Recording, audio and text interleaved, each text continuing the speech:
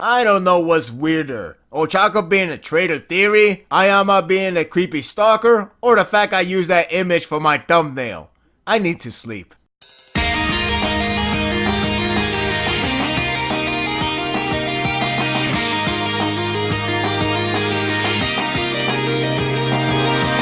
The child daycare of hell is over, and that will also mean the side character's focus is over as well.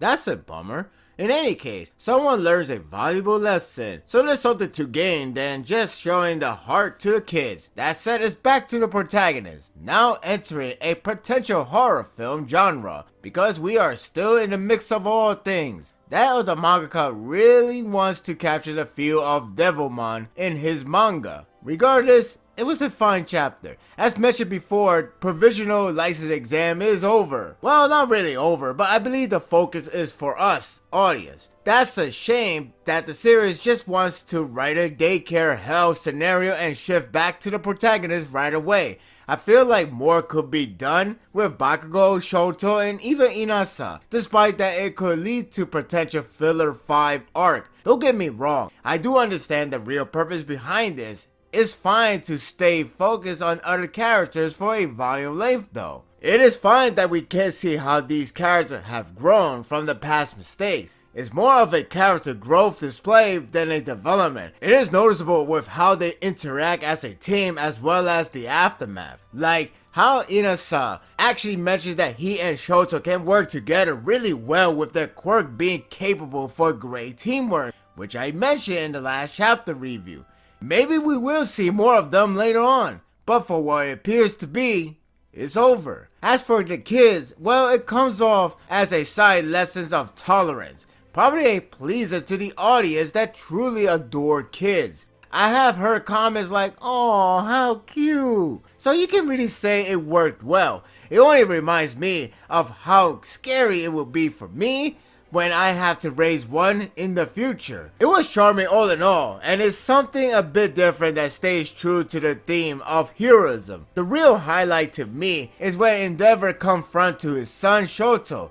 If there's a development, it will be from him. The days of his arrogant attitude and harsh treatment to his son seems to be over, as he is now acting like not only a really trustworthy hero, but a reliable father. It's a good thing it's happening now because I am willing to give him a chance to redeem and be suitable as a #1 hero.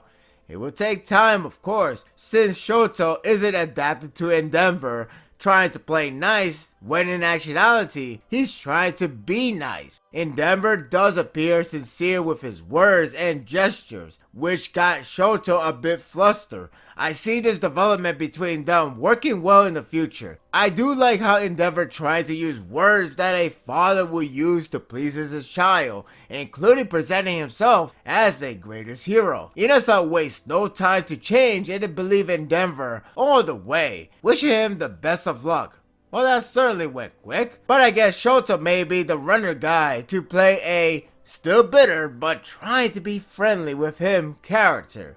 But in due time, we'll know. Overall, as short it was with this scenario, it was nice to see the growth and developments from many sides of the characters, though the dilemma with Kami is still investigated, which didn't amount anything yet, but everyone got to participate, so that's fine. We do get a status update with Night Knight's team, and it pretty much says that we are on hold for a while for Mirio and even Eri to return to the picture. That was pretty expected. Mirio hasn't recovered his quirk, though it seems like it is relying on Eri's quirk at this point. It wasn't even addressed that she is recovering slowly, but her psychological state needs care. I had a hunch that her horn is where her quirk originated from, so it's good to confirm that. It also got smaller. It does ring in due time for whatever reason. Now that we are back to Deku, the next focus seems to be about him not focusing straight after the last arc. He starts flopping on questions, he is way overly tense on studies, and it seems like he is out of loop. So who could potentially save the day? Ayama, of course. Well, that depends on how you see him as potential saving the day guy. The vibe he gives is creepy. Like he comes out of nowhere to feed Deku with cheese while talking to his friends. As strange he was with that action, he certainly looks like a strange fella with his attitude that always seems gorgeous. I wouldn't mind him to be like that as it is comical. However, the last page has him stalking Deku in his bedroom. We are now in a horror film, everyone. That or Deku is about to become Devilmon. I don't know which one is weirder. You may be wondering, Sparta, shouldn't you be worrying about Ayama being the traitor, the mole of the class? Honestly, I didn't get that impression until I decided to check the discussion board. When I read this, I left with a question mark over my head. Not as much as Ochako being the traitor theory, which made me question just how badly the fans wants to up the edge for this series. Should I get ready to quote Eren's infamous line? If anything, the narration and the imagery is what made me think that the new hijinks will ensue, and it would be more towards to gag approach.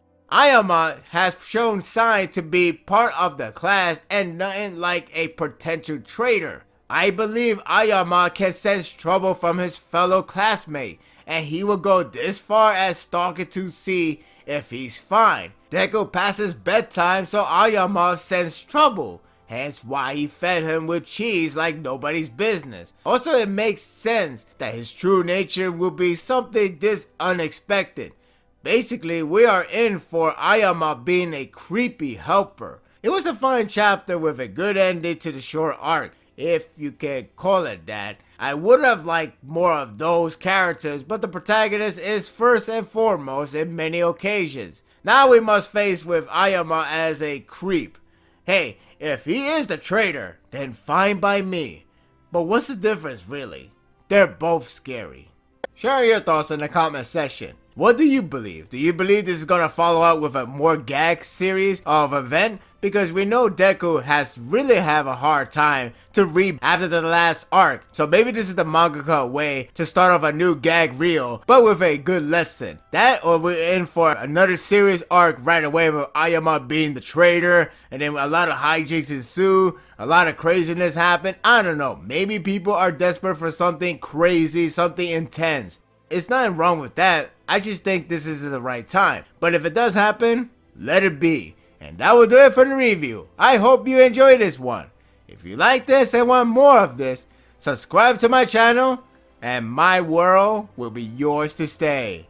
Until next time, take care.